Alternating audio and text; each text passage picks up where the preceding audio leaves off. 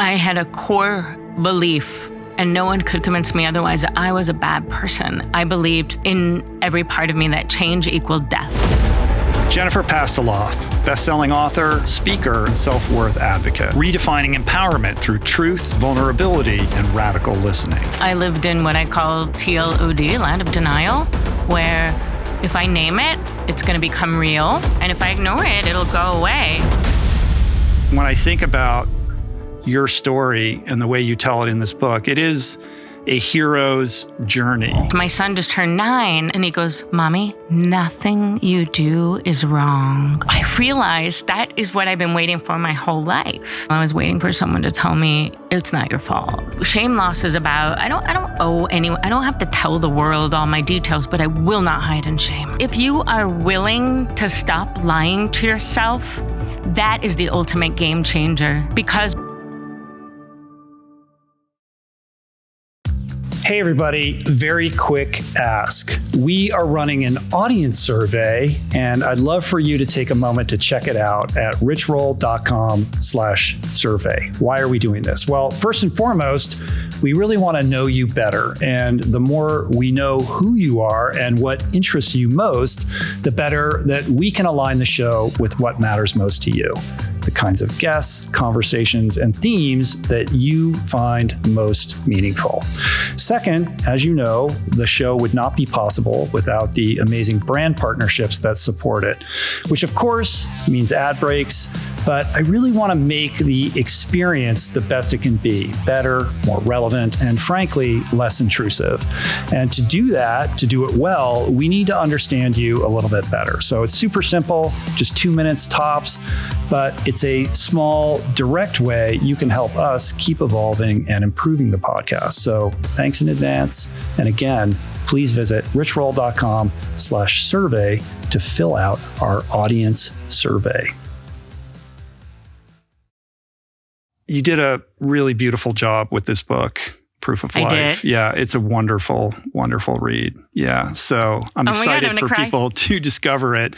It's quite, incisive at times and celebratory at others, but it's really like when I think about your story and the way you tell it in this book, it is a hero's journey in many ways, like from the dark underbelly, the insipidness of shame induced by childhood trauma and experiences, all the way to, home, like home to yourself, a home that you have custom designed, bespoke to you, that you can now live in comfortably.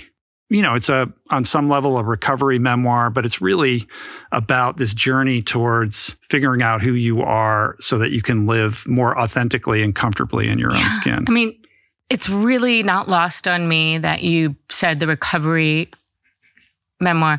What's really funny is a couple of years ago, my editor, who did the same book as my first book, On Being Human, and no one knew how much I drank. I was covert and functioning, but she was like, maybe you're right. And she gave the example of lovely Holly Whitaker quit like a woman. And I was like, okay, are you, what? Me? Like the fact that I literally was probably drinking tequila as she sent it. And so the irony of like, it ended up being that. But at the 11th hour, I added stuff in because I only been sober 7.5 months. So I'm talking like they were mad at me. They're like, Jen, the book is locked.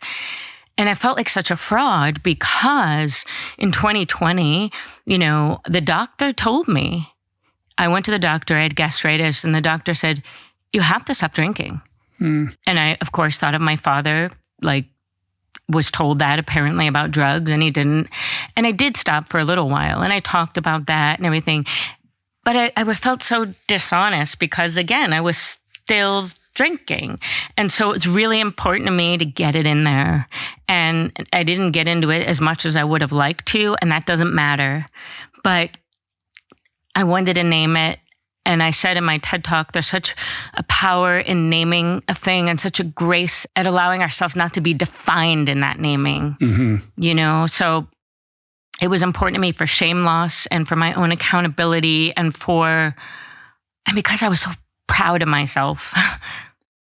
It's littered with so many themes of recovery, from denial, accountability, of course, rigorous self-honesty, all of these things that we have to grapple with in order to, overcome this predisposition to substances and behavior.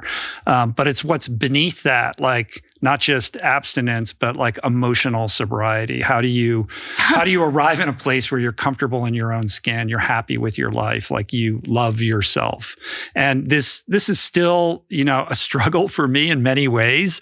Self-acceptance, self-love, like these are difficult concepts for me. And that's really the heart of this, like the harsh inner asshole that you talk about. That on some level, like I just assume everyone has it. It's always news to me when I find out there are people that don't have like a harsh inner critic. I think little kids, and I'm always curious. My son just turned 9, and I'm always curious. There's a point, right, where it starts to happen. Because I think little kids don't necessarily. I don't remember. I think that's probably right. But once they get introduced into the classroom or group dynamics and peers and judgment and cliques and all of that stuff, I'm sure that stuff starts to take root, right?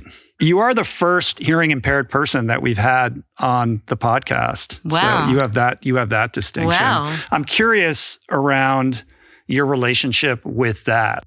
Oh, losing your hearing and then kind of being forced to understand what's going on, to listen without your ears. How presumptuous. You think I understand what's going on? I don't know. Well, I would imagine that it creates like a hypersensitivity with your other senses. I say I'm a witch, and I'm like half joking, but I was just on the phone with a friend of mine who made this hat, and he said something, and I said, oh. And right away, I knew, and I said there was a bit of a question at the end, and he goes, "Your hearing?" I said, "Oh no, it's not my hearing. First of all, I can intonation, it's speech clarification. So without my hearing aids, totally nothing deaf, which is pretty terrifying because it's fairly recent. Except my tinnitus, that's always there. But with my hearing aids, speech clarification, so I could hear intonation, and so." I picked up on something, but also, yes, we all have intuition. And as I've gotten older, I've really embraced it. Losing my hearing, I have learned to listen in other ways. So I pick up on things, I understand things that blows people's minds. And a lot of it was initially probably survival. And then I've embraced it more. So it's like, wait a minute. But we all have intuition. I've just kind of been forced to rely on it more, if that makes sense. How old are you when that began? It's interesting you ask. I don't know because, again, denial. So I do know when I really started noticing it was in my early 20s when I was in acting school. But then I would look back, I'm like, whoa, that's why I always sat in the front. That's why everyone, teachers, Jen doesn't pay attention. It all started, I know I had chronic ear infections. So I think I always had hearing loss, not like it is now. But I must have always had tinnitus because it hit me, I don't know, maybe 15 years ago. When I was little and I would draw or concentrate or write, I would make a noise that sounds like, some of you are going to be too young, but emergency broadcast system, like a droning. And people would make fun of me, like, why do you make that noise? And so I just locked it back in me and that was it. And I don't know, 15 years ago or something, it hit me. Oh my God, I've always had tinnitus. So I was mimicking the sound in my head. And it made my heart hurt because I was ashamed, I don't know why I make that noise, and I shut up. But it progressively got worse, and I lived in what I call TLOD, land of denial, where if I name it, it's going to become real. And if I ignore it, it'll go away because that never works, but I like to, pretend. So there's that. I didn't want to name it. And also, I had a core belief, and no one could convince me otherwise, that I was a bad person. And so I thought, whatever, I'm broken. I'm not broken. I know that now. But, so there was all these things. And I was just ashamed. And I was also terrified that if I named it, it would become more real. Well, it's reasonable that you would be terrified. Like, it is terrifying. Absolutely. Yeah.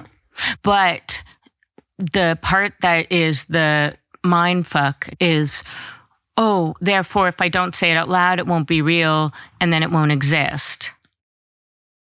And I lived most of my life until very recently like that. On all accounts. On all accounts, because, and I say this without any exaggeration, I believed in every part of me that change equaled death. In my marriage, I just never named it. I never said it out loud, and therefore it didn't exist. My unhappiness. Yeah. It doesn't exist until it does. And then you have to reckon with it. And once I named it, then, wow, that was all I saw. And also, that's why I said the thing about shame and about saying I'm an addict, which even now I said it and I was like, wait, take it back. But I hate labels. But then naming it and then going, but I'm not defined by that. It's like with shame, when shame loss is about, I don't owe anyone, I don't have to tell the world all my details, but I will not hide in shame. And so, when we name a thing, at least for me, it becomes less scary, quite the opposite than what I thought. And it just holds less power. Mm-hmm. Shame can't survive the light. Yeah, I know. Brene, like we're besties. Yeah. Brene talks about that all the time. You mentioned that you had this sense that you were inherently broken or bad. So I want to go back to the inciting incident for that, which was around the death of your father. Can you just kind of paint the picture of your life leading up to that, what happened, and kind of what ensued as a result of that experience? Yeah. South Jersey, Pennsauken. My dad by far was the funniest person. To this day, people will be like, Mel Pasloff was the funniest person I ever met. He died in 1983. My dad was funny, and he was my person. And it was dysfunctional because they both parentified me. I mean, my parents, I came out of the womb like 40. It was really weird, but I did. And they treated me that way. And my dad, God bless him. And also, what an asshole. But like, I remember he had a bell. I remember that. He'd be like, watch, I'm going to ring the bell. Your mom will come. So it was like me and my dad against my mom. But my dad was so funny. He was my person. My dad smoked 4 packs of cigarettes a day, Cools. So if you can imagine that, that's 80 cigarettes. So that's a lot. He apparently, he'd have one and the other one was lit and this one was still in his mouth. And so, I flushed his cigarettes down the toilet. And I was giggling. I thought it was funny. And, it's funny, as I'm telling it, I've had this thought a lot, which is, do I even remember anymore? Or have I just told it a lot, and doesn't matter? But so he says, Jennifer, have you seen my cigarettes? And I said, no. And he knew I was lying. And I flushed him down the toilet. And he said,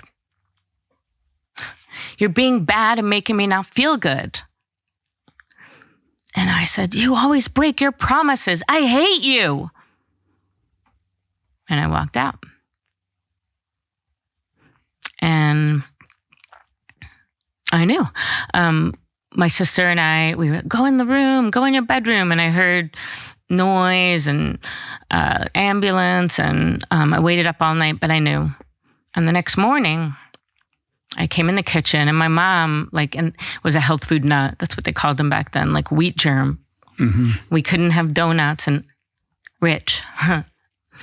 I've used this image so many times, but I walked in the kitchen and of course in my mind, I'm exaggerating, but wall to wall Dunkin' Donut boxes.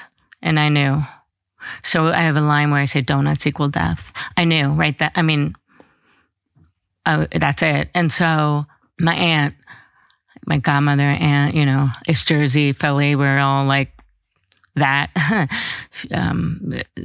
They wanted me to sit down. I wouldn't. And they said, your dad died. And I said, I know. I don't care. And I lock my jaw, which I'm only now unclenching, broken teeth, truly. I locked my jaw. I walked out the door. I walked around the block and I kept walking and I chanted, be strong, be strong, be strong, be strong. I chanted that to the point I didn't have to chant it after a while. It just became, which is why I laughed at when you said emotional sobriety, because I thought I was dead inside. I needed the opposite of that, but I am strong. And I knew that he said, I was being bad. I heard you are bad. I knew inarguably that it was my fault because I was bad, that I killed him, and I deserved to be punished for that. And that your last words to him were, I hate you. I hate you. That's heavy. And so my fucking rich role. So I can only started being able to cry 3 years ago, which is pretty wild because I'm far away from 8 years old. And it startled me. The irony is I lead all these workshops and I'm really good at what I do, holding space, as the yoga people say. And this is my favorite part of your story, because you're like off doing all these things while you're still... Because it's so classic. Yeah. It's so human, right? I'm like this master of like getting people and feeling and being vulnerable, and me. And I wasn't faking it for them, but I couldn't emote, which feels like you're constipated. Truly, it doesn't feel good. But I really was like, something's wrong with me. I'm dead inside. So I'm out there doing all this stuff and I could not feel. So I would purposely, This Is Us, would watch. And that would have the dad thing, but because it would make me cry and I'd be like, okay, I'm not dead.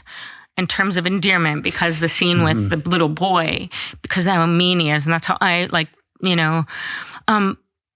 but with I couldn't access anything with me, everything was that I don't care, which isn't true, but for so long, it was my default and it was like a physiological response, And so summer of 2022, July actually, and I remember where I was in London with my friend Laura Donnelly, and I was telling a story and I got emotional and I started to cry and she knew, and we both, and then next thing you know, I ended my marriage and I fell in love, but that is a default. I would be lying if I said that when I'm feeling out of alignment and my inner asshole is raging, that immediately rages up.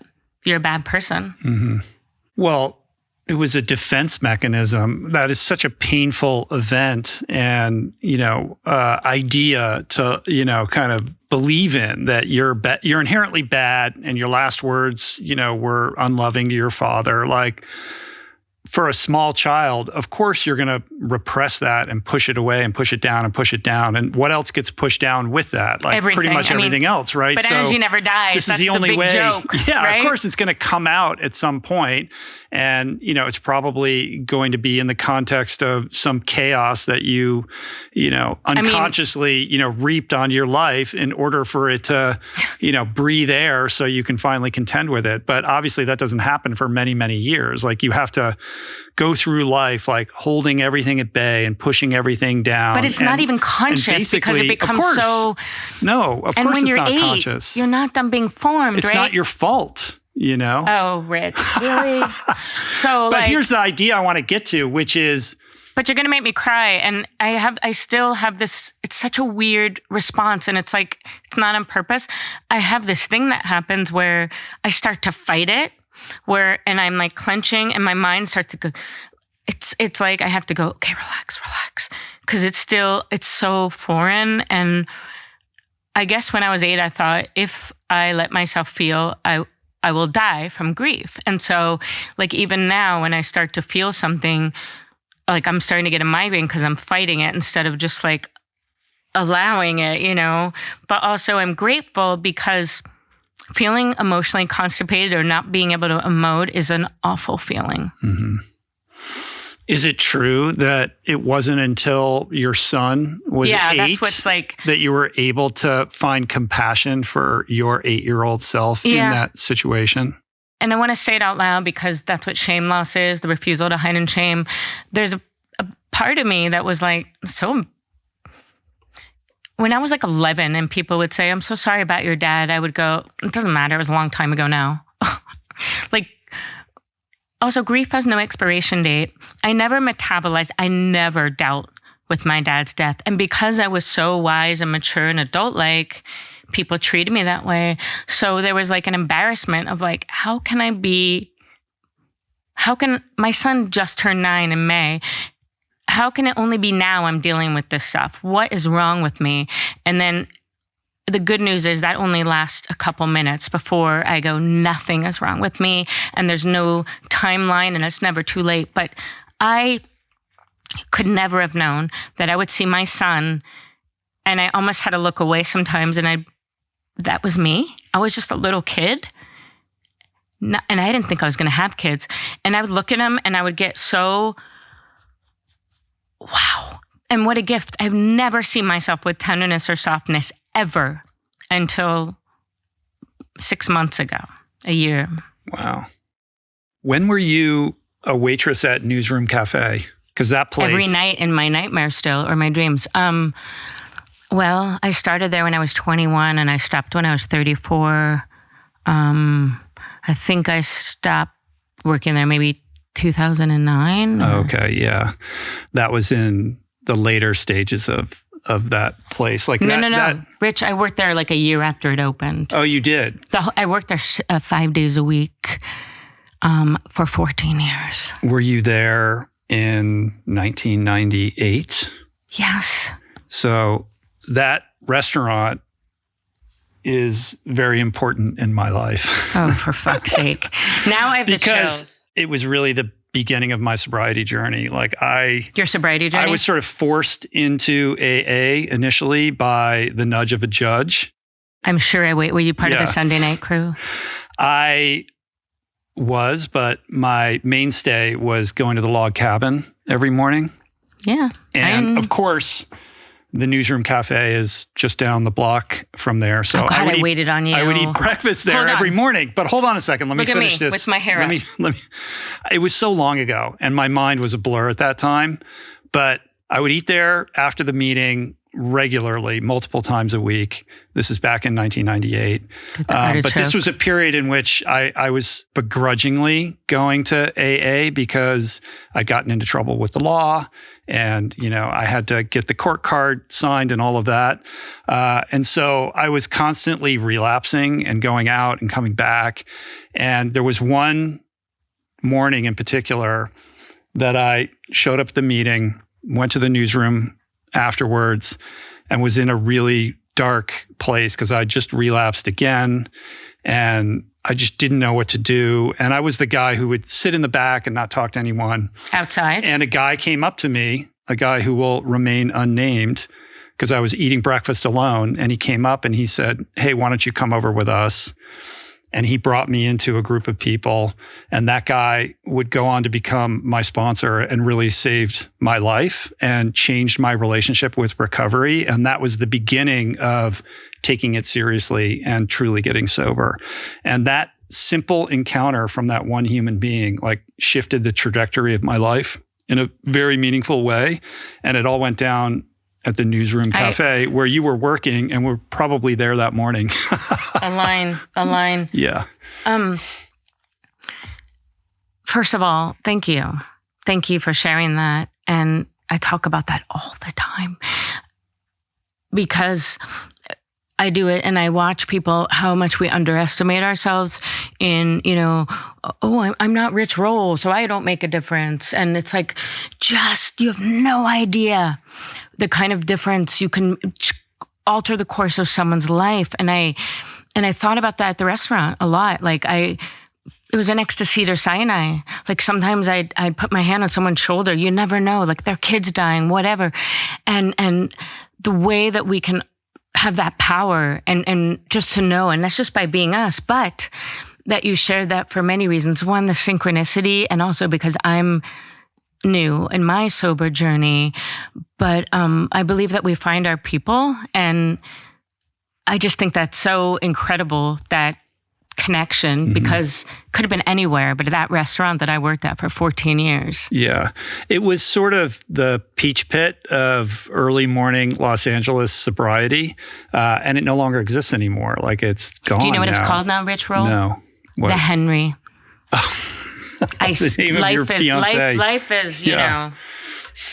What do you make of that, Jen Pasteloff? I make of that, look, sense of humor is the most important thing to me, followed by breath. Okay, fine, breath's more important, but I find life's got a sense of humor. Yeah. You know? And things are really dark and awful right now, especially. And so I constantly look for the funny and the little wink. And I don't know. I like to be like, it's just a little wink. Yeah. My partner's name is Henry. So for those that don't know, Henry Czerny, who is who plays Kittredge in the Mission Impossible movies, and as we were talking before the podcast, is truly the center of gravitas of that movie, and the wonderful voice that you hear in every one of the trailers and commercials. Your mission. Yeah. And he's my everything. And I'm very, very grateful. And I'm so grateful that you not only knew who he was, but I love people who are willing to express their admiration or love or gratitude. I think it's such a gorgeous quality. The fact that you shared what you shared it really touched me. We interrupt your programming with an important PSA. Happy gut, happy body, happy life. It's important, but to get there, you need a ritual. Mine starts right here with Seed DSO1. Because here's the thing about probiotics. Most of the products out there don't even survive your stomach acid, which is why I was intrigued by Seed, because they have this capsule-in-capsule system, which is designed to safeguard 24 probiotic strains and actually deliver them all the way to the colon with precision, where they can be released intact. Seed's DSO1 Daily Symbiotic is a 2-in-1, meaning both a probiotic and a prebiotic. But DSO1 isn't just about your gut. It's about supporting your whole body, from your immune system to your energy levels. And since starting DSO1, I actually have noticed improved digestion and steady energy. If you care about your health, you care about your longevity, you got to start with your gut. So go to seed.com/richroll and use the code richroll25 for 25% off your first month of DSO1. What does retirement even mean to you? Does that compute? No. What if we've all been thinking about our future wrong? What if there is no finish line? What if there's only a through line? I'm Rich Roll, endurance athlete turned wellness advocate. I'm breaking out of the studio to meet up with some extraordinary humans, all at different stages in their lives, all with one thing in common. They have no plans to slow down. We'll dive deep and find out what it takes, physically. Tennis is like relax and then explode. This is like explode and then relax. Mentally. We struggle with health. We struggle with mental health. It's part of having a body and having a mind. And financially. Should I spend money today or save it for tomorrow? The question you want to ask is, what am I going to regret in the future? To keep doing the things we love. I don't hate that pressure. I see it as a gift. This is what we signed up for. And this is the action plan. As a very proud Gen X elder, caring about skincare has always been basically like something that was just off the table. But listen, times change. I've certainly changed enough, at least, to understand how ridiculous it is to not care about my largest organ and actually be proactive about supporting it. I don't have time for elaborate routines between the podcast, family, everything else I'm doing. I really need something simple, something convenient, and most importantly, something that is evidence-based and actually works, all of which led me to Bon Charge, which is a company that builds science-backed wellness solutions that fit your life. My personal favorite is their red light face mask. This has become part of my daily routine. It's award-winning, it's lightweight, flexible, and contours to your face perfectly. Since using it, I think my skin looks a bit better, more smoother, just healthier overall. Plus, secretly, it's pretty fun to wear. It's also rechargeable and works for all skin types. So go to boncharge.com and use coupon code RICHROLL to save 15%. You have this provocative idea that you talk about in your TED Talk, which is nothing you do is wrong. Well, that's not, that was my Charlie Mao said that to me. He did. Okay. So I want to understand this because it's very confrontational to me. Rich, let's be clear. My inner asshole says, Jennifer, everything you do is wrong. I was late today. I'm more familiar with that voice. No shit. We all are. That is why when I was painting as someone who doesn't know how to paint and became a painter as one does, and I was ruminating. Do not ruminate, people, especially before bed, on feeling guilty because of all the times I wasn't present. You know, I was newly sober and I was just like, oh my God, I'm never, you know, with my son and all these things. And he walks in, I swear to God, like the kid is like a Buddha. And he hands me 2 flowers and he says, for the best mommy in the world. And then he looks me in the eye. He's 8 at the time. And he grabs my shoulders and he goes, Mommy, nothing you do is wrong. What? I mean, I like laughed, cried, snotted. I was like, it's those moments where if you don't believe in magic or whatever, but are you kidding me? And the way he said it and what? And trust me, I'm very careful. I don't say, you know, so I realized that is what I've been waiting for my whole life. And even with drinking and sobriety, I wanted someone to make me stop. And that was never going to happen. I wanted someone to say it wasn't your fault, and you just did. I wanted someone to make me stop hating myself, to tell me nothing I do is wrong. And if I said it to myself, which I do a lot, nothing you do is wrong, I'd be like, oh, shut the fuck up. But I would never say that to my 8-year-old son, which is why I titled my TED Talk that, which is why it's a gift. And I said to you, to anyone, so imagine that. And of course, I'm not talking about nothing you do is wrong, barring you're not intentionally hurting yourself or anyone else. So don't give me any of that, like, well, what about, I'm talking like anything besides that, besides intentionally hurting another. Mm-hmm. I would never look at my son and go, you dirty liar, you're full of shit, you know? It's more about the tenor of the internal voice. Like, is it constantly ripping you a new one, or is it nurturing you? Because obviously, you know, denial is part of trying to tell yourself that what you're doing isn't wrong. You know, like you're trying to like push that away. You have to be accountable for your past actions in order to grow and change. And again, you hit the nail on the head. It's about the tenor of the inner voice. And it's about, you know, this idea. I like rituals. I start the day with something I call a body prayer, only because it's generated from my own body. Call it whatever you want. It's an invocation. And I try to do it before I look at my phone, often fail, before the world comes at me. And I begin it with, may I remember, because it's what I know, but I've forgotten. And may I remember to have a sense of humor today about myself, whatever. But let's say I go through the day and I don't. I realized the missing link was letting myself off the hook. And so it's really about letting yourself off the hook. Now, sometimes we have to be on the hook and then knowing we could begin again. So for example, like with our sobriety things and things like that, it's like, okay, I can't change what happened. I can change the story I have around it, that like I was a monster, I was a bad person, but I can't change what happened, but move it. Now what? And also, what you're talking about, that justification, like that's not what I'm talking about either.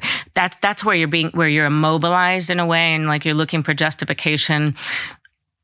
My goal is to stop lying to myself. Mm-hmm. So it's not that. It's to wear kid gloves with ourselves. Mm-hmm. Mm-hmm. You have a long history of lying to yourself. Doesn't everyone? Yeah, no, right. Maybe not. I don't know. I certainly do. I don't know what goes on in other people's minds. Agreed. You know, I know what goes in mine, and I can go to AA meetings and I realize there are other people that think like me. All I know is what it's like to allow that inner asshole to run wild and free and wreak havoc on my mind and my life. What has been your path or your way to figuring out how to change that voice? Is it about muting it? Is it about acknowledging it? Is it about overcoming it? I love that you asked that. And I believe in daily practices. And then I went and changed it at the last minute because I'm like, I can't lie, daily-ish practices. Because I am not the best at consistency. And so daily-ish. But it changes what works. And so I like to think of something that I'm the headmaster of this school called the School of Whatever Works. Again, barring you're not intentionally hurting yourself or anyone else. And it's always just for today. And I know you're very familiar with this, you know, AA. It's just, I can only say today. So for today, what works? Well, okay, one like really simple thing. I know that intentionality is really important to me. So if I pick up my phone to like look at the time and then 3 hours later I'm still scrolling, that's not intentional.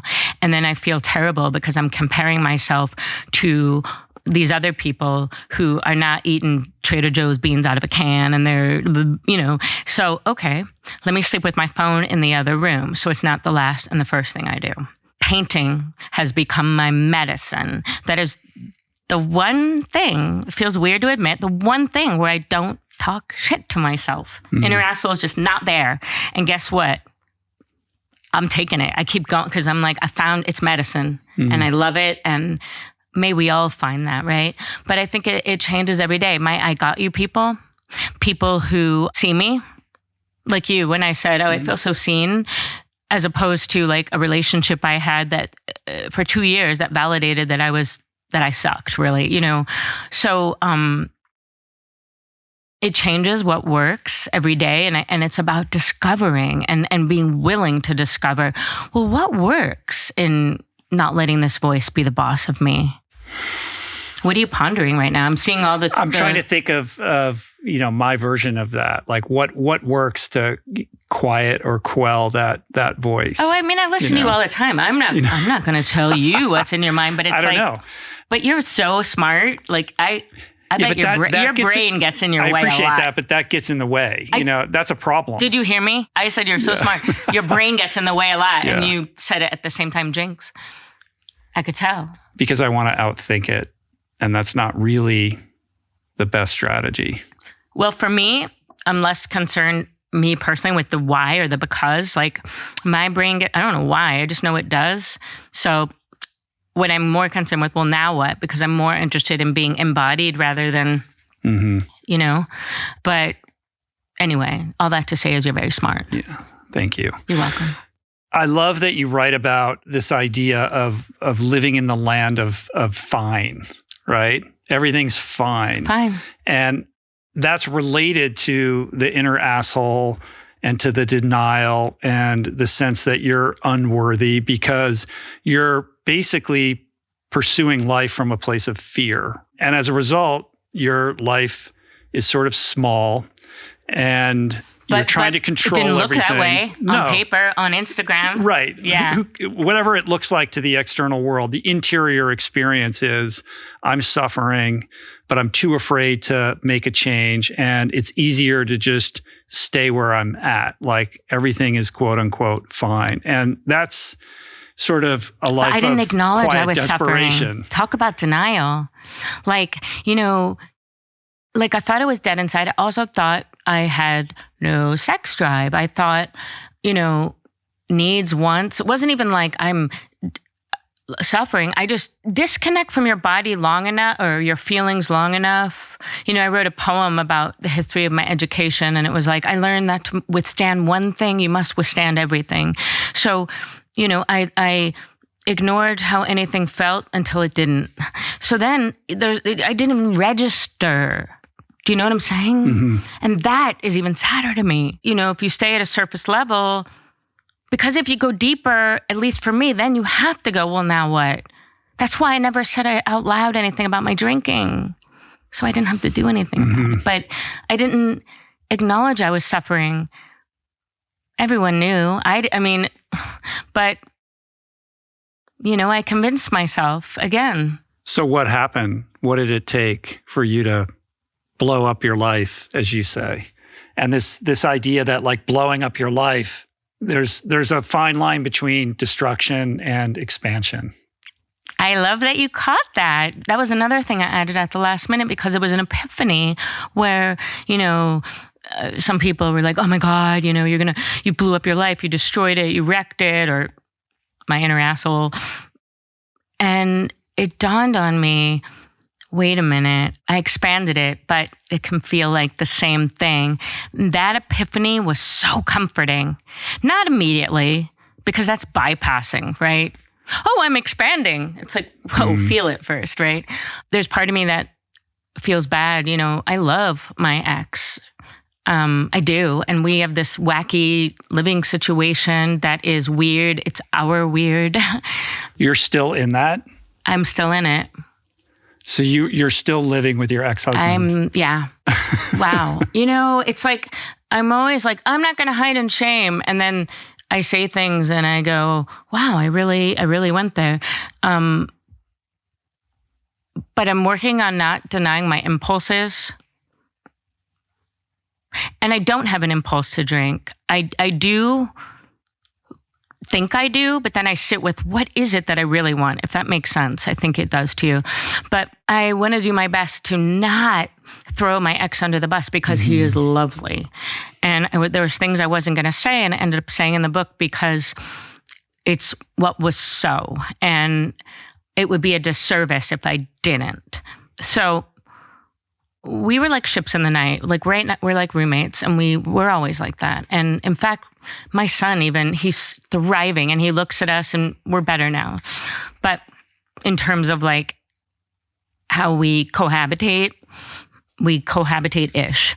But I knew how he thought and, well, not how he thought, but like sort of his way of being, as it were, even though he didn't necessarily say it out loud. And so we were in London 2 days before I had met Henry, not romantic in any way, shape, or form, like at all. But we had the most amazing conversation. And I came home and posted about it on Instagram. And I was like, oh my God, you guys, my ex and I, and it wasn't romantic. I was with my husband and we met this guy and we had the most amazing conversation about beauty hunting. You know that connection is my everything. And I said, and he lives in LA. I go, you're going to see us and you're going to think they've been friends forever. Totally unrelated. So my friend Holt McCallany, who's also in... I love that guy. Oh my God, he's going to... Oh, hi, Holt.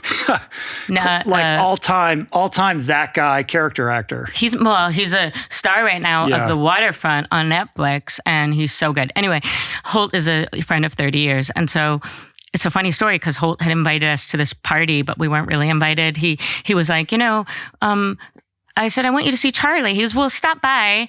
But basically, it's a barbecue for the cast and crew of Mission Impossible that I'm filming here in London. And basically, it was like, so you leave before it starts because it wasn't for us. And it's not a kid thing. Well, I had started painting and I was painting and lo and behold, we were running late. And my ex was like, let's not go because we're not really invited and it's late. I was like, you know what? Let's go. It'll be an hour in the Uber. Yeah, but let's go. I just had a feeling. And I said, if it's awkward, we'll leave. Well, we get there an hour later and Charlie runs in and runs off. And I was like, oh, shit. And then the first person I see, I don't get starstruck. I will if like, I don't know, Michelle Obama or, Anne Lamont. But the first person I see is Angela Bassett. And I go, we're staying. I love her. I love you, Angela. And it ended up being the most amazing night. And there was a magician there. Yes, Holt had a magician. Okay. So there's all these weird factors. And Henry and I had this amazing conversation and I posted about it. End of story. 2 days later, unrelated to that, still in London, we went to see a play, my husband, my son, my mother-in-law. And that afternoon was the day I cried at the restaurant, which is also very bizarre for the first time.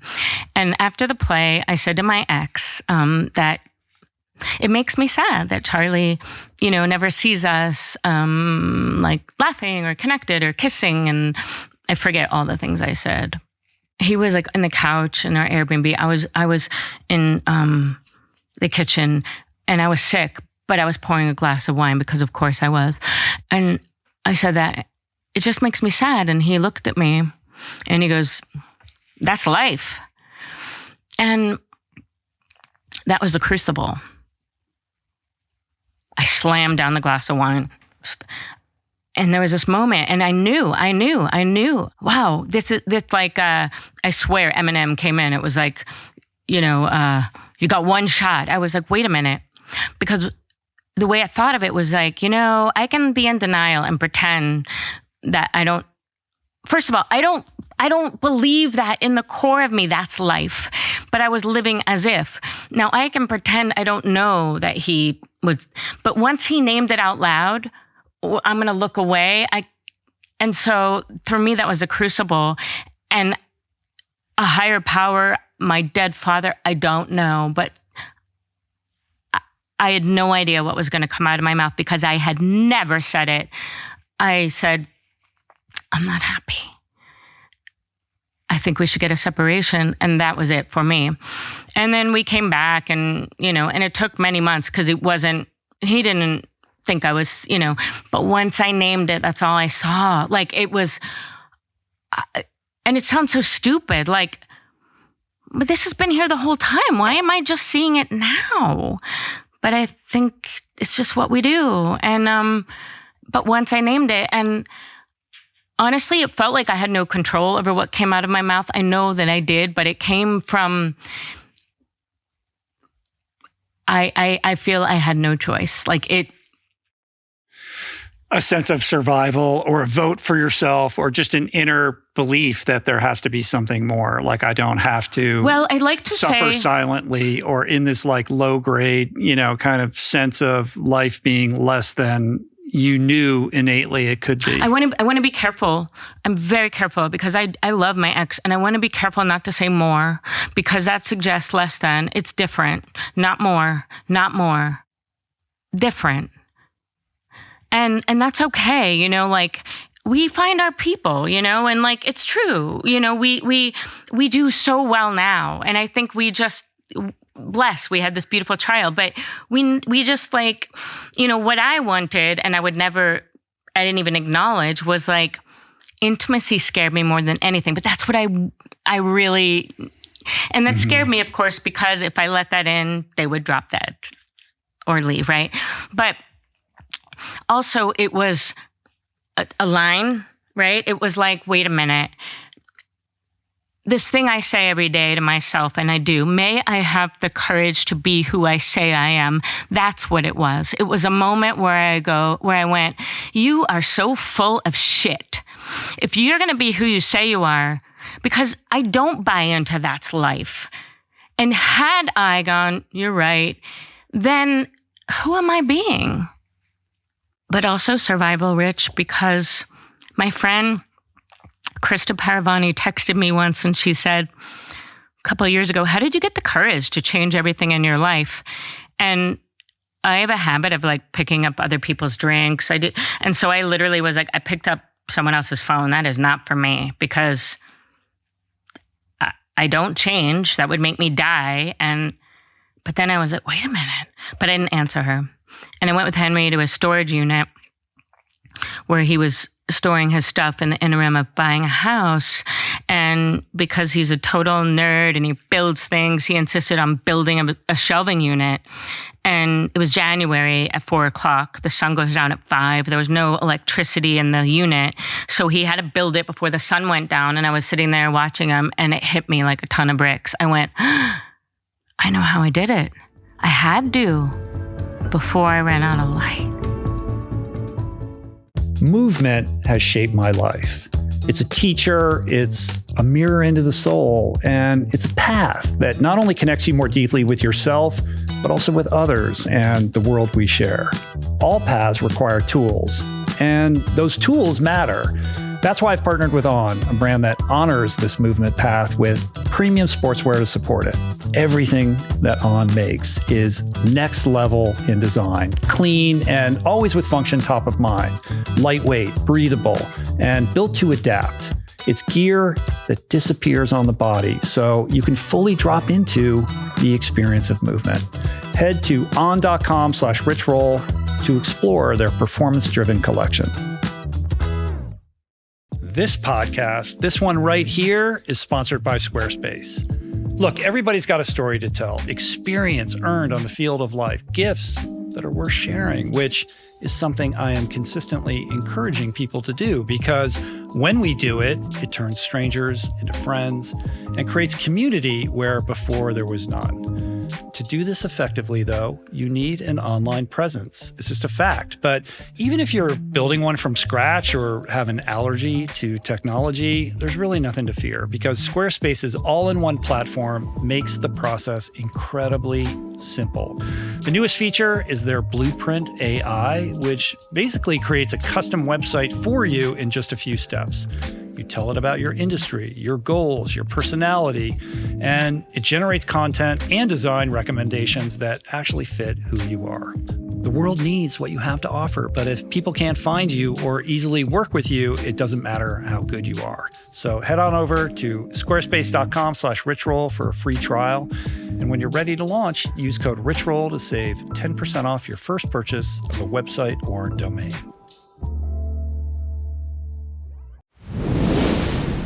But when I hear that story, to me, it sounds like this was the first time that you were willing to rip the Band-Aid off and look at something that you had refused to look at for a long time. And once you do that, then suddenly, everything else kind of starts to, the dam's going to burst, right? And you're going to have to look at all kinds of stuff. You could not be more accurate.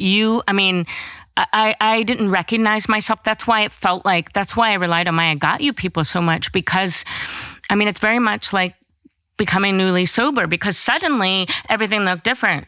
Nothing was, the way I talked about it, it was like everything was tilted. It's like, no, what I had been tilting. Exactly. I ripped the Band-Aid off and all the things I was like pretending not to see, or I really didn't, because of so many years of the way I'd been programmed myself. And it was terrifying. It felt like I had no solid ground beneath me. I was so afraid. My favorite words are, "It's going to be okay." So I would just ask my friends to text me that, to remind me that. But it's a different kind of fear. There's a certain kind of fear that kept you in that place. The new kind of fear is what's going to happen now that I have to look at it and change. And I think when the first fear becomes more than the second, that's when you actually start to take action on it. The first fear is this. It's being the boss of me. It's calling the shots. It's keeping me immobilized, lying to myself, all the things. The second fear is I'm afraid and I'm doing it anyway. I'm acknowledging it. And not only that, I'm asking for help. So what did you do, like on a practical level? I literally would ask for help. I'd ask, even if it meant just sit and spend time with me, A lot of it was surrounding myself with people who made me feel held and safe. Safe is like my big thing. Making art. Practical, because I wasn't in my head, because my art is all about freedom, because I don't know what I'm doing, and the gift in that, getting really present with my son. I didn't experience joy until he was born. I have no pictures of myself as a child smiling. So there were things I would do that would, all right, it's there, but I'm not going to let it be the boss of me, except on the days that I did. So there's these competing things that are happening. Suddenly, you're feeling empowered to move your life in a different direction. Like, the situation you're in isn't... I did not feel empowered, by the way. I do now. So I want to understand this, because there's this awareness. Okay, I think I need something different. I think I want something different. It's scary, but what's scarier is staying here. Yes. But at the same time, you have the inner asshole that is affirming this looping message that you're undeserving of love and good things. And no, I'm a monster. How dare you? I'm a monster. Like, who do you think you are? And not for nothing, that ship has sailed. It's too late. So, how are you, reckoning with that at that time? Yeah. So, I have to tell you, I did not feel empowered. Howard. I am a bad person. I'm a monster. I ruin everything. I kill everything. That came back with a vengeance. And so I was so terrified. That is why I relied so much on my people and whatever I found that worked. My people, painting. I was so afraid because that voice was so loud, that I thought was like tamed, that literally a monster. And my friend Mimi Feldman, and I realized they cut it from the book, but she said something to me at my Italy retreat. She said, I was like, remind me I'm not a monster. I mean, thank God my friends weren't annoyed, or if they were, they didn't tell me, because I was so afraid and I really needed a hand to hold until where I am now. I said, am I a monster? And she said, Jen, I'm going to butcher what she said verbatim, but she said, in this situation regarding my ex and I, someone's going to be the monster. So if you're going to be a monster, be the best monster you can be. And I swear it was like, okay. And what I had to do was find any way I could to remind myself that I was not a bad person, that I did not destroy everything, that I didn't ruin everything. And first of all, like the level of narcissism, but it's like an 8-year-old, right? Of like, I ruined everything. And it's that 8-year-old me. But finding reminders and what's so beautiful now, and I clung to Henry so much in the beginning, like, I'll die without you. And now I love him, but I don't need him. And I didn't feel that way in the beginning. I needed to feel safe, and I'm okay with saying that. I'm so proud I can admit that. It was like my bad mantra, it came back with a vengeance, and I was riddled with shame. I slipped back into anorexia. It was dark. So before the where I am now, and I'm not even there now, was a dark night of the soul. But the starting place to liberate yourself from this notion that you're broken and this desire for intimacy, but fear of it because that's associated. I didn't know with I desired people it. Leave all of these things. Like the only way to unravel this knot is to go back to the beginning and, heal the wound where it was created. Like, how can you process that isn't there experience a shortcut? and isn't there a shortcut? And really feel that grief and change the story around what happened when your father passed, right? Like that's where the liberation is going to happen. I agree. And also, yes, and it's hard when you have 40-something years of, it's like in my marrow. That's why I call it default self. So it's sort of like the alcohol stuff or anorexia. It's like I'm not healed, always healing. So yes, go back and heal it. But it's like it easily pops its head up if I'm out of alignment or I'm not vigilant with being who I say I am, you know? But yes, it does go back to that. And that is why this past year has been so wild, because how can it be only now that I'm dealing with that thing that happened? It makes me feel so I get silly. It. Listen, I'm 58. Like, I'm trying to make sense of my childhood only now. It's like, it's like, and then you're like, what is wrong with me? I'm like hung up on something that happened, 50 years ago. And that's like, first of all, nothing is wrong with us. And also, it's such bullshit too, because there's no timeline and we're never too late. All of these things that whether they were taught to us or we've just adopted them are not true. Yeah, you call it the imaginary time gods, which I love. The ITG, yeah. We're both late bloomers, but talk a little bit more about according to the violence that we levy on ourselves because we always think that we're not measuring up or we're falling behind or it's too late. Well, so according to who, Rich? Like, you're a late bloomer. That actually fascinates me right now. I'm like, what in the what are you talking about? What do you mean? Well, a late bloomer, what? Okay, according to who? Well, I guess, according to my inner monologue, I suppose. But it's, again... But on paper, according to the imaginary time gods. Because you're 58, so you should have been here by 50. No, I mean, I think I didn't really figure out my thing until much later than I presume other people do. Right. Like, it's all a story. It all goes back to that. Everything is a story. And I think we lead our lives, we pursue our lives in accordance with some story that we've fabricated and then buy into or was as taught true. To us or whatever. Whether it's positive or negative, it's all nonsense, right? It's a unconscious thing on some level that we craft based upon this memory and that memory. And yet we know it, but embodying a thing and knowing a thing are different. And then when you put the lie to it and realize like, I have the agency to tell a new story, it's difficult to do. But I think just the recognition that we're all living out narratives in our own mind.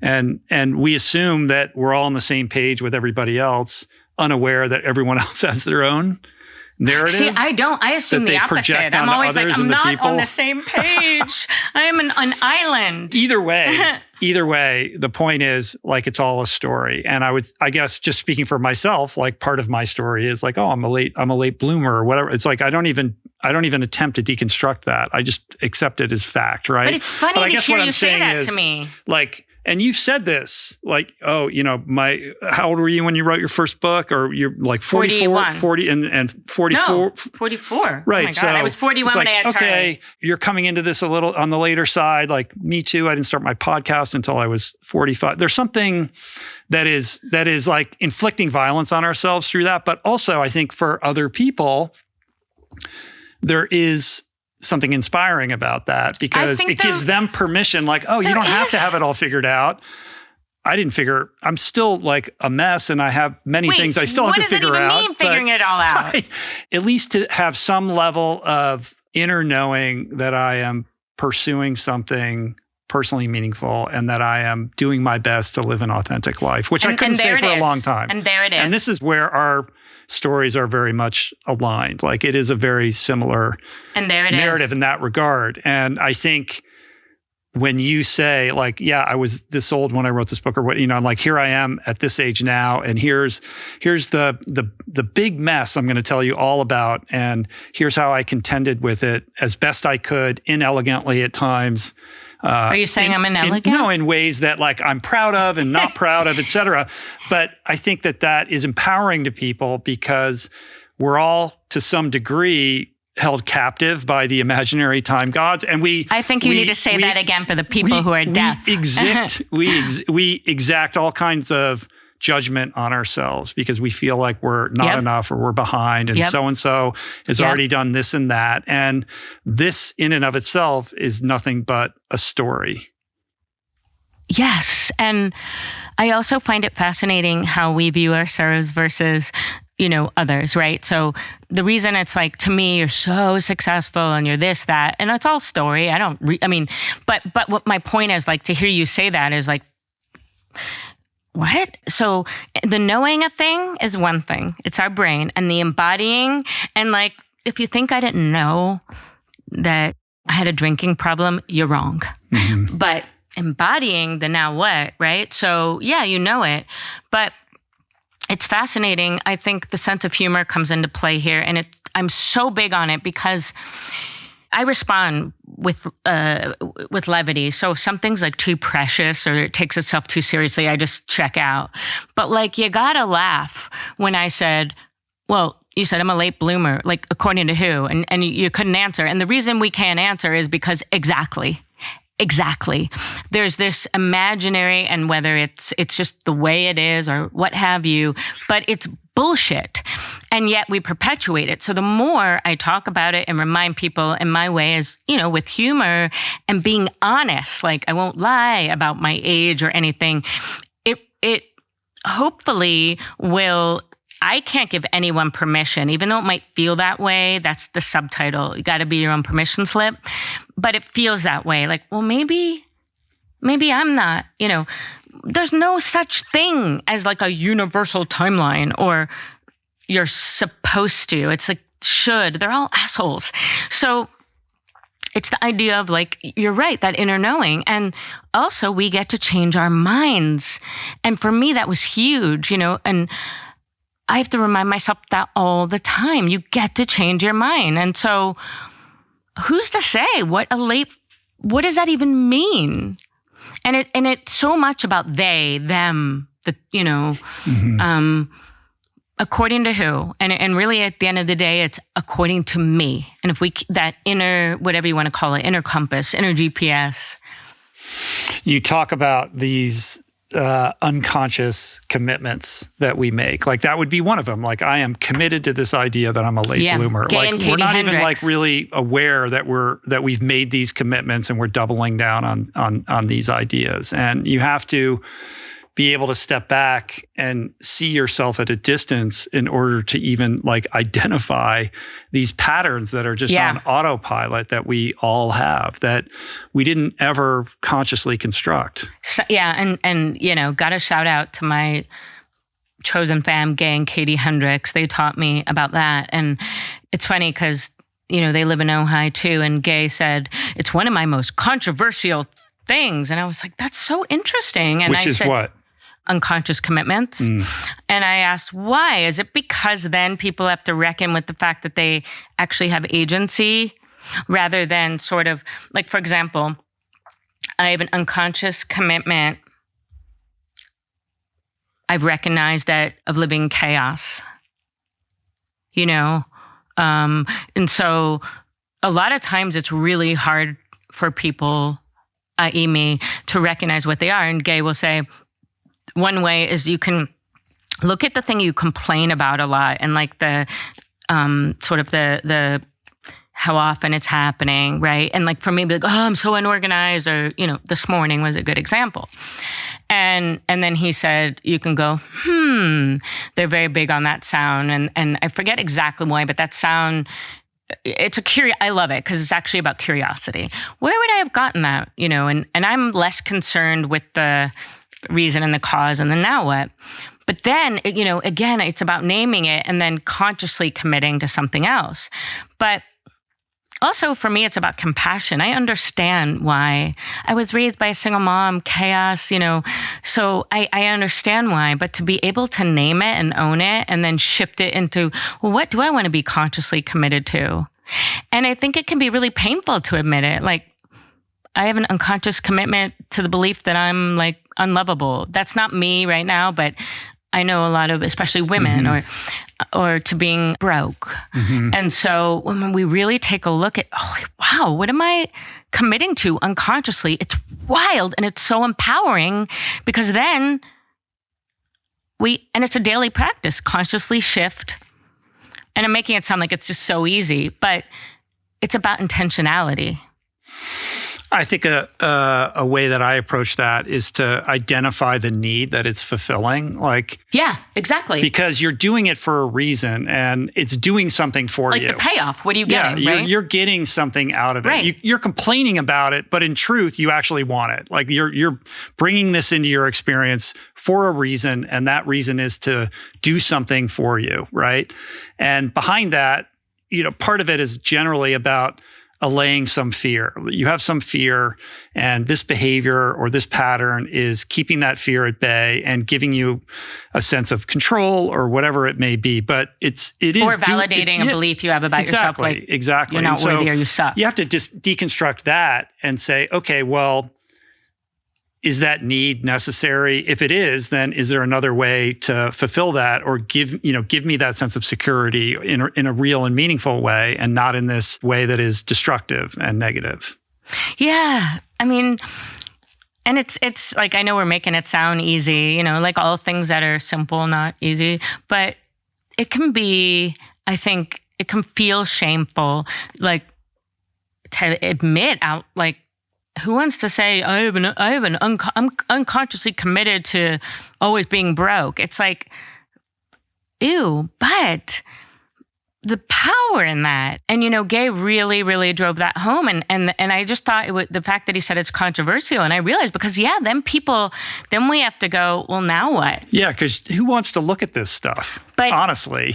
But when he said that, it brought back why I put that story in the book about the conversation of that's life, because who wants to look at that? Because it's controversial, because otherwise people go, well, that's life. That's just the way it is. And no, actually. Now, some things, yes, like my nephew has a genetic disorder. That is what is so. But am I always going to have to hustle? No, that's not just life, right? So it did really, really struck a nerve with me. I thought, wow, yeah, what do I want to consciously commit to rather than being like, that's just the way it is? So what is the big unconscious commitment that you're trying to untangle right now? This tattoo, conscious ink, I get to have this and this. It's not like I get to have this, Rich, and you don't. It's like I get to be happy. I didn't think I did. And so, your this is whatever your inner asshole tells you don't get to have. But I keep trying to unpack it because, success, whatever. I define success very differently than the standard. To me, it's like I told the truth today. I was aligned, but that no matter what, I'll always have to hustle. That, that's what I watched my mom and a single mom and chaos and hand to mouth. And I don't get to have ease that I'll never get there. And there is ever changing, and who knows? And I hear it. I hear how, I won't get to sit at the table as I'm sitting at Ritual's table. And it always because I'm a bad person. And I can cognitively get why. And yet that sneaky mofo is sometimes still there.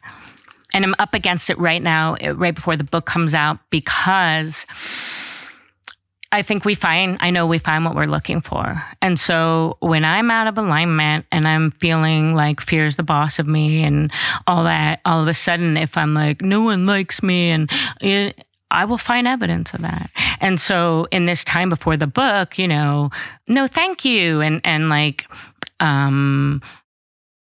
no returned emails or whatever it may be. It's like, looking for all this evidence. And so I have to be very consciously committed to staying aligned to who I know I am, rather than looking for evidence of all them letting me know I suck.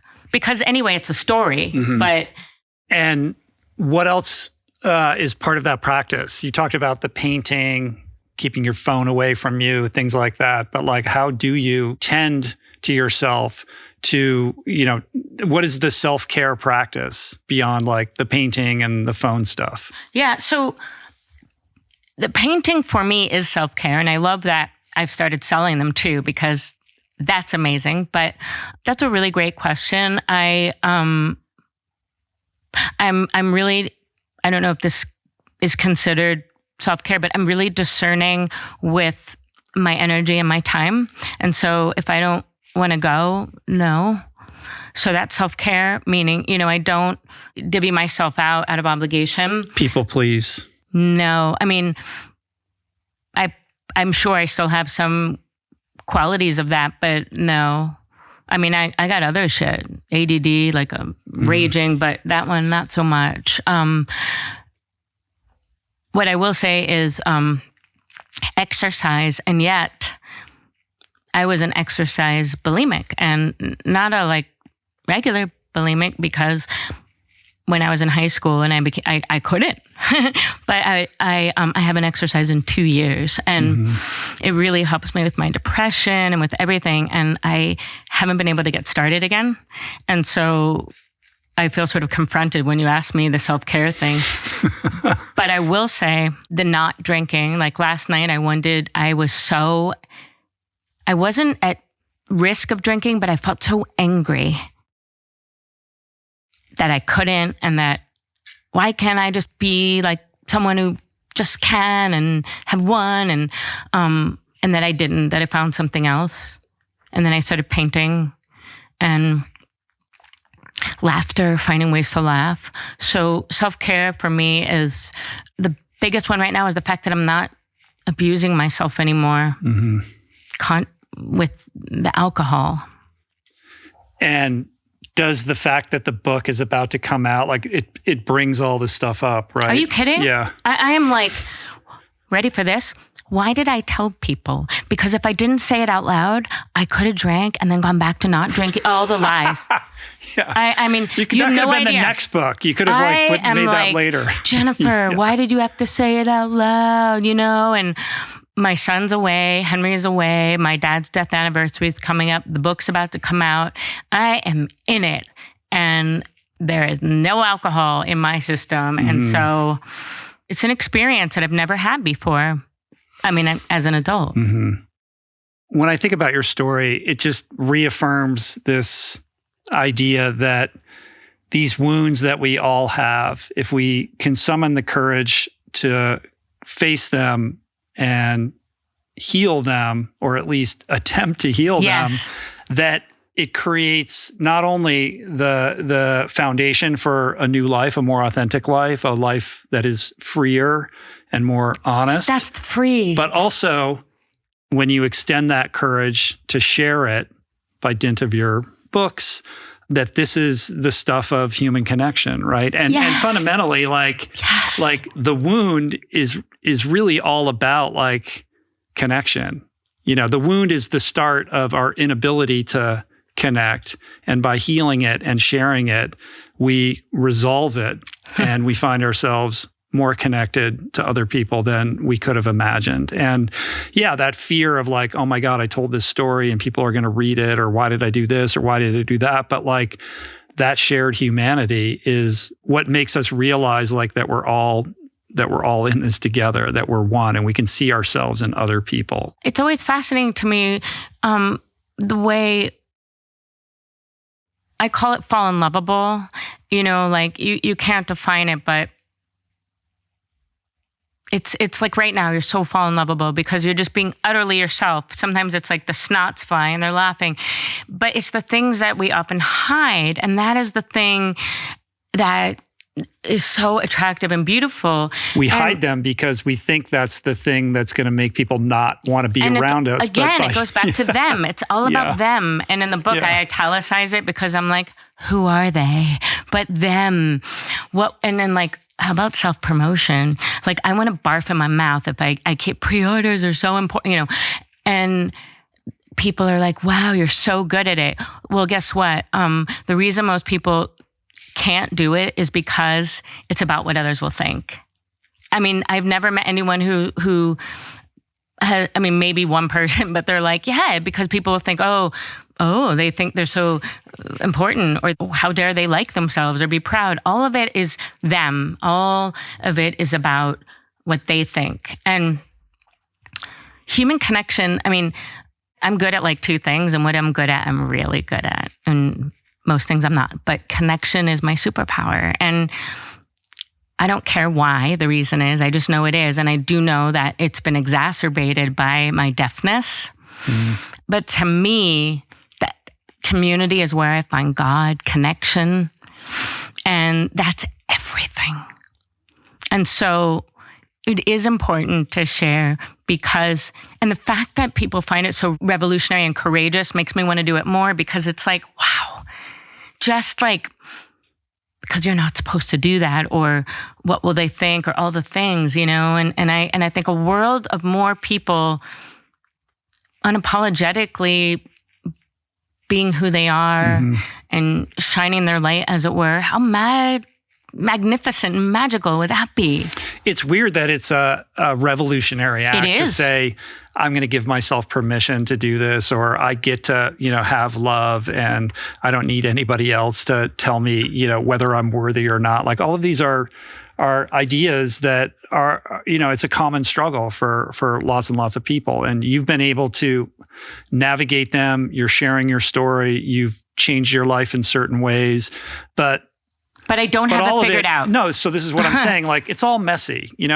Change is hard. It's nuanced. It's not linear. It's up and down. It's just this pastiche.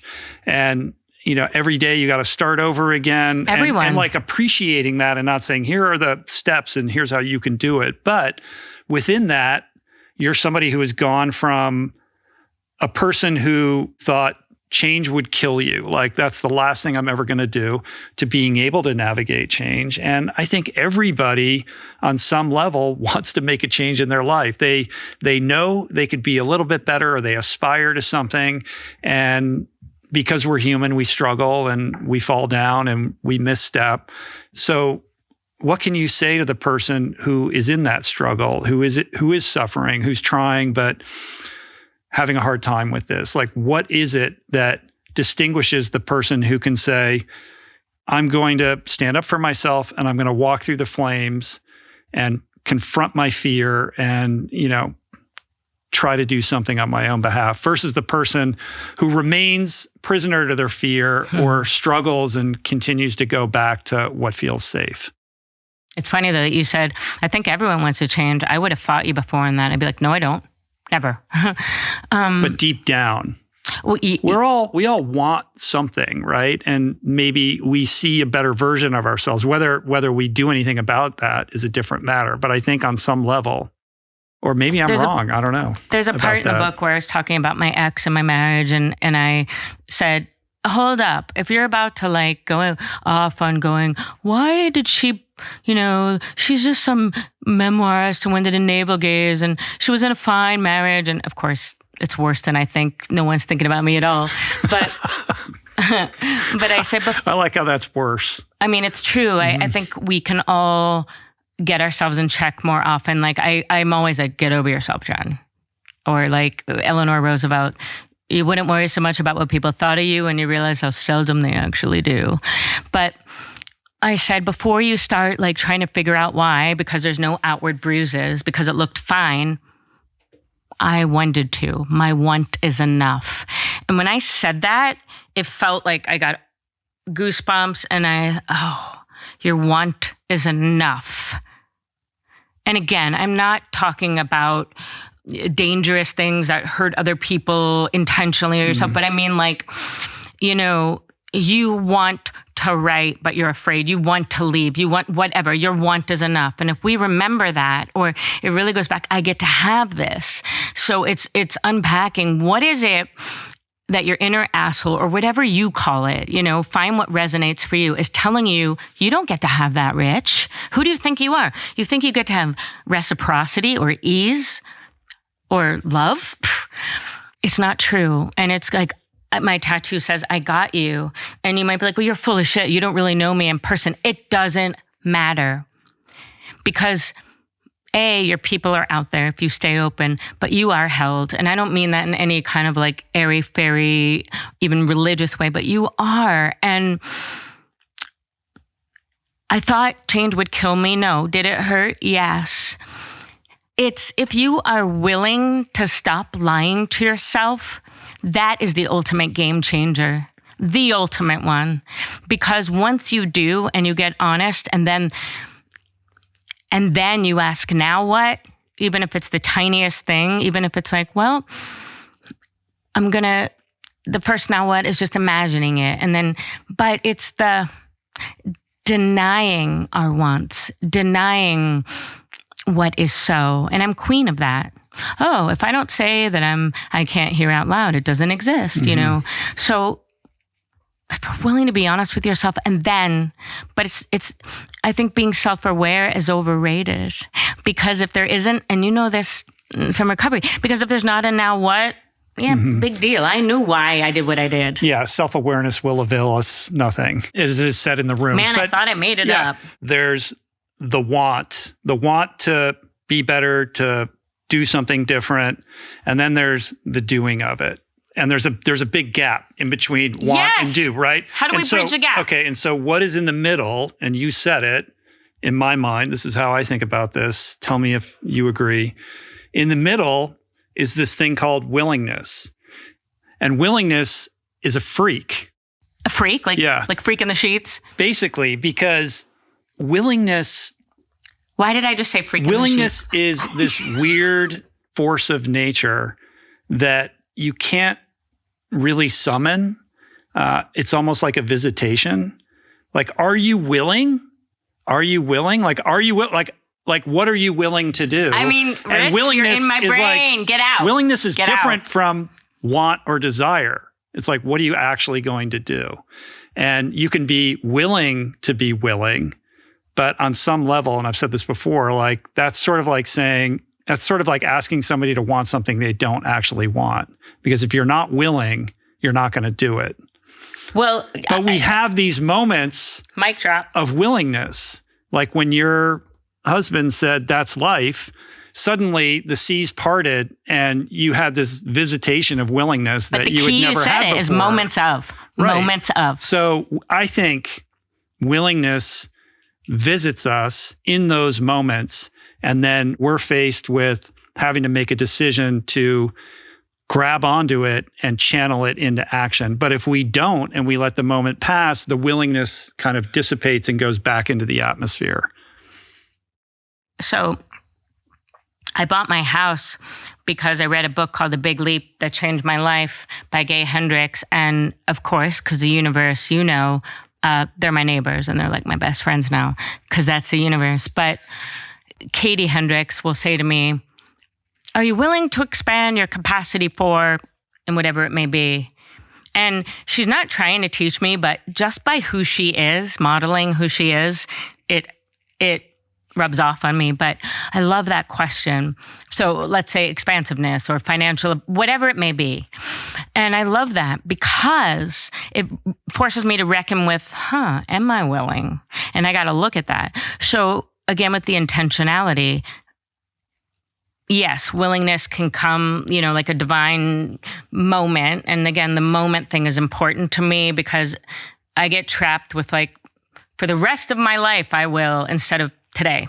But what if we wake up and consciously commit to that? Now, we might fail at it, but we get to begin again with a new breath. But what if you get like, okay, am I willing to expand my capacity for financial abundance? Let's just go with that.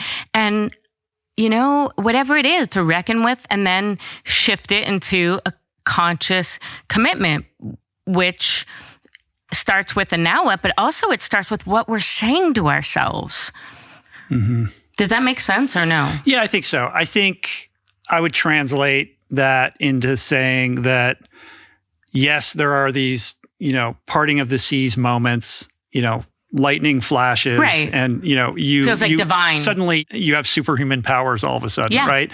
But on the daily, we're never totally without willingness. It's just that willingness is at a lower hum. And so the question becomes, in the moment, in the day, like, what am I actually willing to do right now? I love it. So when your husband says, that's his life, you weren't willing to put your foot down and say, I'm leaving right now. Like, well, I said, how about a separation? But sure, but I didn't. But actually. You put words to it. But what did your feet actually do? Right. But you could say, well, I'm gonna journal my thoughts about this while they're fresh. Which I very much did not. But I mean, I'm just saying, like on a basic level, like there's always something you are willing to do. Yeah. And I think when you indulge that willingness and actually translate it into action, then you're basically, opening the portal for more willingness to take the next step. So it's about action. Yes, but also it goes back to being honest with yourself because I'm a Lao tattooed on me and I have people make a grocery list and I say grocery list because it's not good, it's not bad, is what it is. I want you to write down what you're allowing in your life. And some of the things are going to make you feel like a rock star and some are going to be like for example, I allow myself to say no. If I don't want to, I allow myself to sleep late. I allow myself to look at my phone and compare myself to other people and feel like shit, right? See what I'm saying? And so then I say, circle the ones that are intentional. The willing is the same thing. It's about being honest with yourself. So going, am I willing? And really, really being honest with yourself. And then if you go, no, but I'm walking around like acting like I am or pretending, that's the reckoning. So it's being honest with yourself. And if you're not willing, that's okay too. Stop saying you are, maybe, but being honest with yourself, but making a conscious commitment, because I do think, and if you're not willing, unpack it. What are you willing? Mm-hmm. And notice I didn't put anything after that, because I love just the word. Are you willing? You said, if we want to transform anything, it's essential to go beyond the face of things or how they seem to appear, especially with regard to ourselves, which is basically a way of saying we have to be rigorously self-honest. Yes. And that doesn't mean that, especially if you have a lot of followers on Instagram, that you have to tell everyone everything. Like, you know, when I bought my house, I swear people would be like, can you point me to the post where you talked about when you bought your house? You know, I'm not kidding. Same with my marriage. And so sometimes I got a letter in the mail. Someone found my address and sent me a letter before I publicly announced I was leaving, and because it was no one's business yet. And it was written like a ransom letter. It was like, you know, made fun of me, my quote. It said, "May I have the courage to be who I say I am." And it's like, whoa, I don't owe anyone to explain myself. I won't hide in shame, and I will do my damnedest not to lie to myself anymore. And that's it. That's pretty good. I fail at that sometimes, but... What is the main idea that you want people to take away from your story and this book? Yeah, you know, I'm so bad at decisions unless it's deciding beforehand, like it's not going to work or it's going to be hard. But so these questions like, oh my God, there's so many. But proof of life really is, after I sold the book, about a year later, I looked around with a panic attack and I was like, I haven't written it. I haven't even started it. I've done nothing. I have no money. I haven't even filed for divorce. What have I done? And I was like hyperventilating. And it's a year after you sold the book? Yeah. Can I have that gift I gave you? What? The blue, the thing? Yeah. Yeah. My friend Emily McDowell made this is my quote, but she made this. It says, when I get to the end of my life, my son likes to chant it, and I ask one final, what have I done? Let my answer be, I have done love. You know, at the newsroom, I had a breakdown 100 years ago because I thought I was going to be a scholar, a poet in academia. And I'm there with my apron, with the veggie burger in my hand. And I was like, what have I done? Like 10 years in. And later it dawned on me, you've done love. So a year after I sold the book, I looked around and I'm like, what have I done? And I caught myself. That is the key. I caught myself because I was like, I have nothing to show for it. I have nothing to show for myself. I was saying that in my head. And I was like, whoa, wait a minute. I don't have to show shit. I am my own proof of life. I've done love. Look at all the paintings I made. I did the scariest thing and it didn't kill me. I fell in love. I nurtured relationships. I ended one. Screw that idea that look how worthy I am. Look, see, this proves it. And I think a lot of people, you know, and I do my best not to, we live in a way where we feel that we have to prove somehow, like there is something, and there is nothing, not a damn thing that you can hold in your hand that, you know, I said in my TED Talk, everything that's weird and wonderful and magical about you is invisible, you know? I mean, not everything, your beard's pretty great, but it's like you can't, oh, look, I'm worthy. See, my podcast is number one. No. And so I have to remember that. And therefore, I'm not like someone who's figured it out. I'm just sharing my shit. I have to remember that all the time. I am my own proof of life. Simply by virtue of me being born, I'm worthy. I get to have this, meaning I do get to be happy. My birthright is not stress. My birthright is not shame. My birthright is not hustle. So it's that. It's you are your own proof of life. That's really beautiful and powerful. It's also exactly what I need to hear. Oh, how funny. Yeah. Amazing. Yeah. I mean, I'm very conscious of... Is it because I said your podcast is number one? No. No, far from that. It's actually the opposite. It's the idea that I look around and I'm very proud of like this thing that I've created and this life that I've built.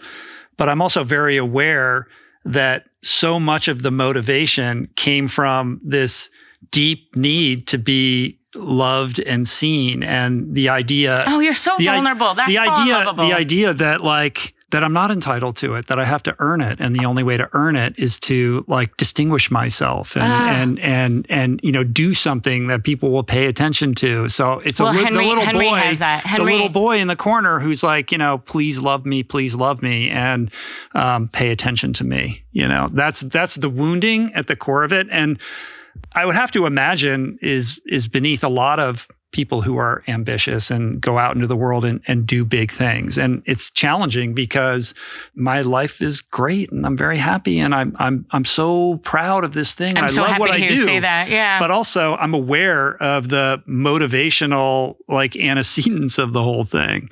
And the idea that shifted, I don't have to do this in order to be loved. Has it shifted the motivation? It is in the shifting phase. Thank you for your honesty. Have I overcome it? No. No, I don't think we have. I mean, the idea of overcoming is I work with women who've lost children. I scholarship them to my retreat, and you don't ever get over it. It's but it really moved me when you said that because that's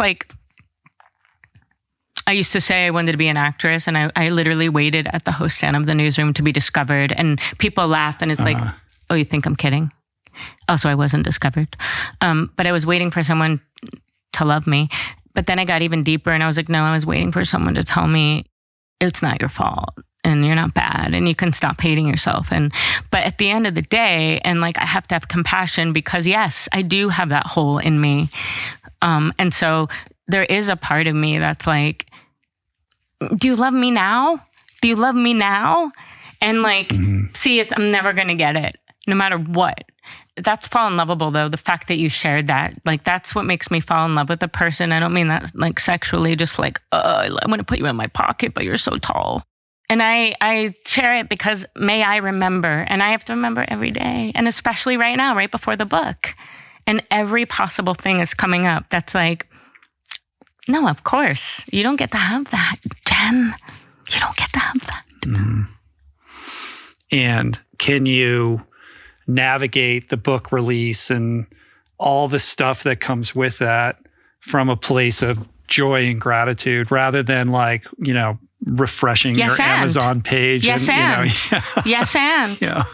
And what does this mean? And how are people perceiving me and all of the unhealthy aspects of it? Yes, and. Is that fair? I mean, yes. And my friend, Shauna Mann, who took her life, she wrote a beautiful novel called Oh You Pretty Things. And in the book, the best friends would call each other Boof. So we would call each other Boof. And her book came out before my last book. And she would say, Boof, I've been here before. Enjoy every part of this. Every moment, every, even the this part, and lately she's just with me so much. I hear her. And she used to also say, Boof, your brand is truth.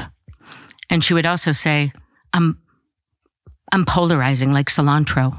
She was so funny. But yes, and. So absolutely, I'm in joy. I'm proud.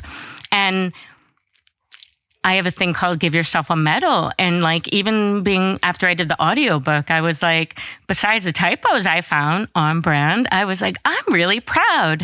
And I realize how uncommon that is for people. You're not supposed to say that. And so owning that and joy, but the and I won't lie about the and part.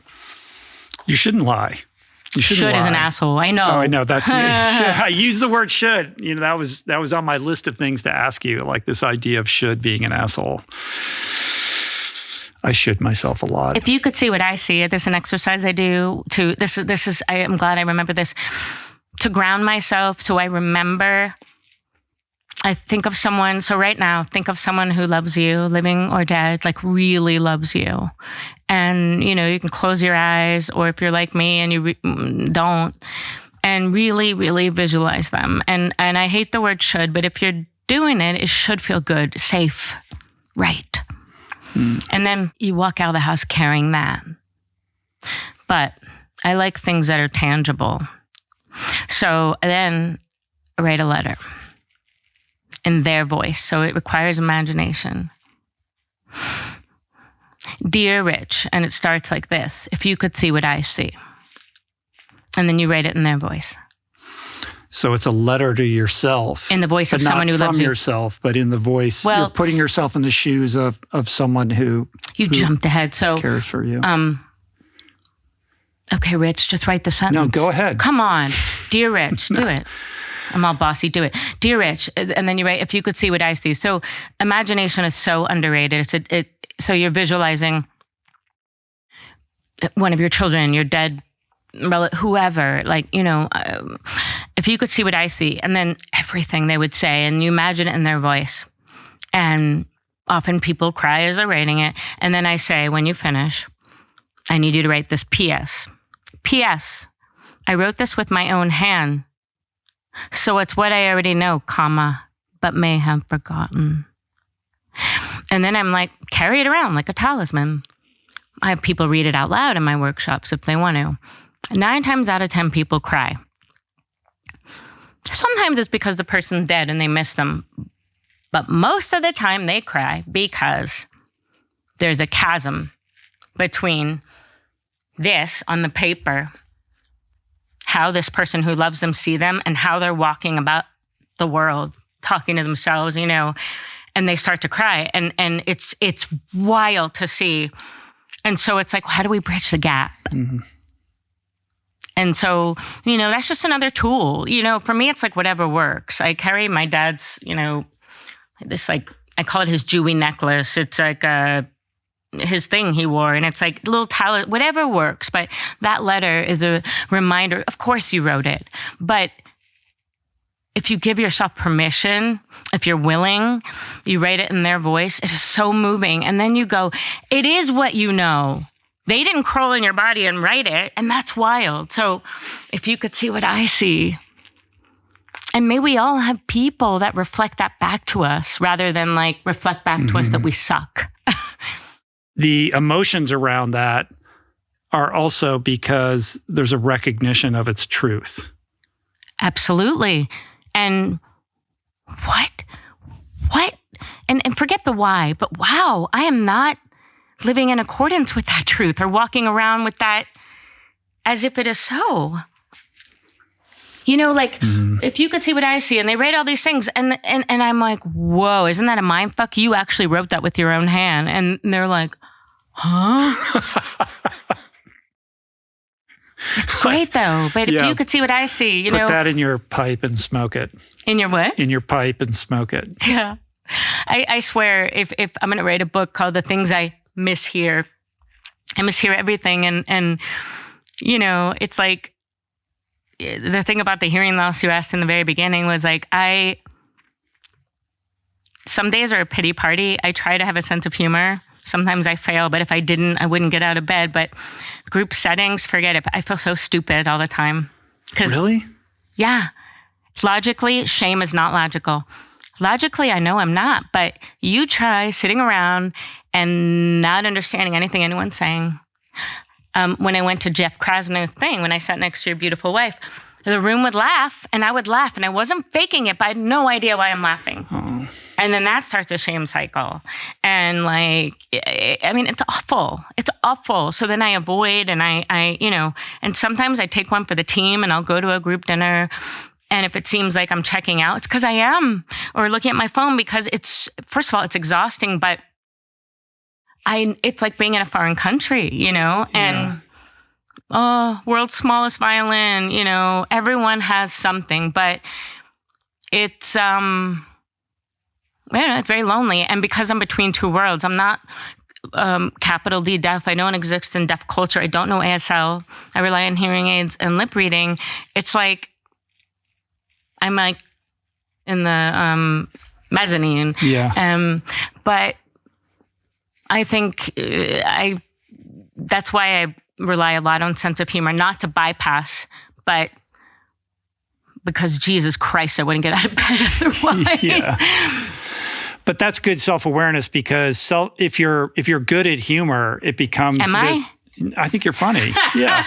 You're like, yeah, you baited me right into that. If you're good at humor, then it becomes an easy self-defense mechanism to like keep people at bay and not have to look at your shit, because you can always, you have this weapon, this tool where you can deflect everything. You're right. And also, I say now I lead with the thing that causes me shame. So I'm not like suggesting if someone's been sexually assaulted, they walk in a room, but I would never tell people. And sometimes it gets exhausting and I forget to say, hey, I'm deaf, I lip read. But now I lead with that so that I don't spend an hour pretending, feeling stupid, all the things. And it's so empowering and it's freeing and it's incredible. And that's shame loss too. So I walk in and right off the bat, and I go, by the way, I'm going to mishear a lot, but it's funnier what I hear. So, which is exactly what you said when you walked in. I did, the studio. and I mean, literally, I don't know, like, I probably like heard 30% of what you said, and the rest I just like nodded. No, but this is easy. We're in a contained setting. I'm still working very hard. I'm focused, I'm working, but oh my God, if it's like that night at Jeff's, I heard like one thing he said, but a friend of mine who is brilliant playwright named Jez Butterworth, I went and saw his play, Jerusalem, with Holt McCallany, and I felt ashamed because Holt has the loudest laugh. I love you, Holt. And I would laugh along, and I didn't hear any, like I couldn't make out the dialogue. And at the end of the play, I was weeping. And I was like, what the fuck? And Jez, who's like our greatest living playwright, said something that fascinated me because I wouldn't have thought. But he said, it's not about the words anyway. It's about the rhythms. That was such a gift because he was right. That's why I was crying. That's why I went to Jeff's knowing that I wouldn't be able to make out. But it's about the rhythms or however you want to translate. But I felt it. I still want to make out dialogue quite often, but when he said that, it's about the rhythms. But I wonder if you're not tuning into people on an even deeper level, because the fact that you can't hear them, you're focused on their body. I can't make it out. Okay. Yeah. So there's noises happening. Noise. On some level. But you're paying attention to body language, expressions, and you're noticing things that when we're just paying attention to what people are saying, we're not really focusing on. Absolutely. And so there's probably more information that you're gathering 100%. than the normal human who's just listening and not really like paying attention to the visual You're 100%. field. And like I said in the beginning, I've tapped more into that and more into that. And and even stuff that's not even body language, even stuff that's like, I don't know, I'm going back to my yoga training, subtle body, just energy, what have you. In my workshops I don't necessarily do so much yoga anymore, but a lot of times people are on yoga mats because I want to get them more in their body, less here. There's a group and I have to get really close. So I say, I'm going to come over and like sit in your lap. I don't do that, but I get very close. It can be intimidating and scary, but ultimately it's like people have never felt so heard.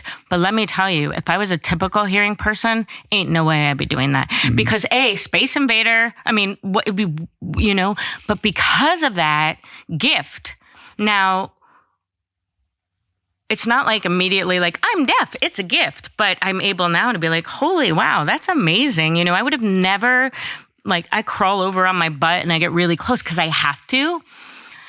But the gift in that is that intimacy, that connection, the way people feel heard in a way, like because this weirdo's in their face because she has to be. So I think, there are some gifts in it, and it's also frustrating as hell a lot. Well, ultimately, all we really want is to be seen, right? That's what others. I said in the beginning when I sat down. I was like, shit. For you to be like hyper present with someone and really, connecting with them, if not, verbally, is a nourishing feeling that, makes us feel connected.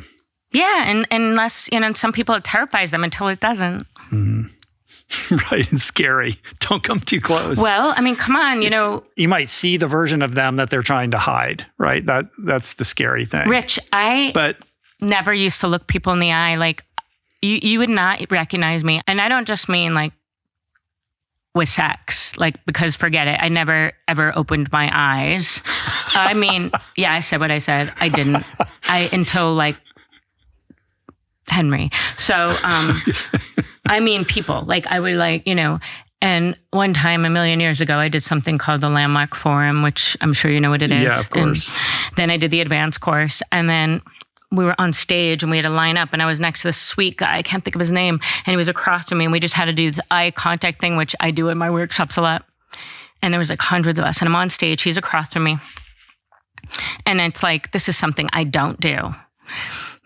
And I started hyperventilating and crying like somebody told me my mom had just died. And I had to run off the stage. And I was so embarrassed. And I mean, but crying like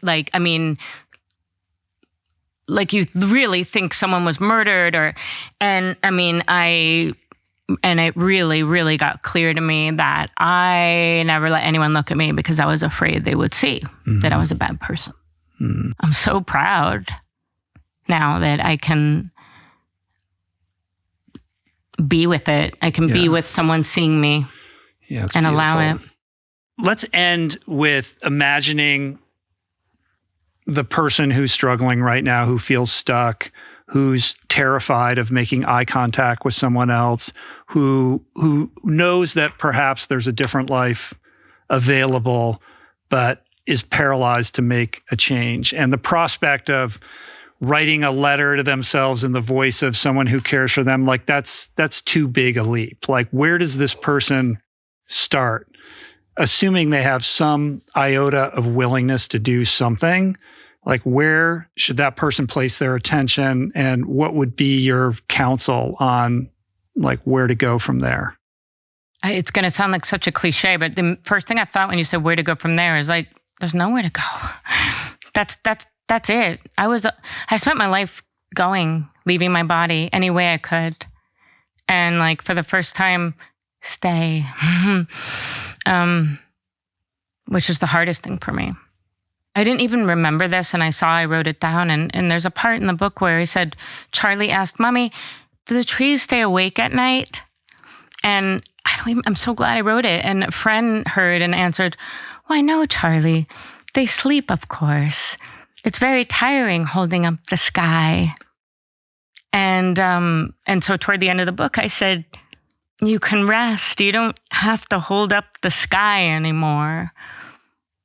You get to allow, and I'm purposely not putting anything after that word because it's so powerful, and to really sit without shame, what you are allowing in your life. And if you look at it and you want to cringe, don't use it as an opportunity to beat yourself up. Man, that's old hat. Instead of like, wow, you get to allow for joy, for intimacy, for whatever it is. And if you're like, well, I don't know how, wonderful. Go discover. You get to do that.